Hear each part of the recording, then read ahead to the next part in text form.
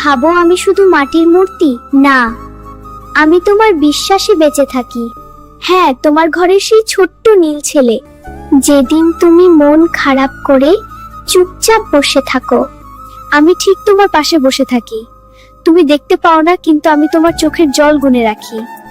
যেদিন তুমি রাগ করে আমাকে ভোগ দাও না, আমি অভিমান করি না, কারণ আমি জানি তোমার রাগের ভেতরেও আমার জন্য ভালোবাসা আছে। তুমি যখন বলো গোপাল, আমার কথা কেউ বোঝে না, আমি তখন আস্তে করে বলি, আমি তো বুঝি।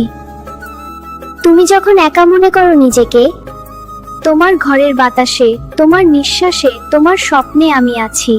আমি বড় অলৌকিক কিছু করতে আসি না সব সময়, আমি শুধু তোমাকে শক্তি দিই, যাতে তুমি নিজেই লড়তে পারো।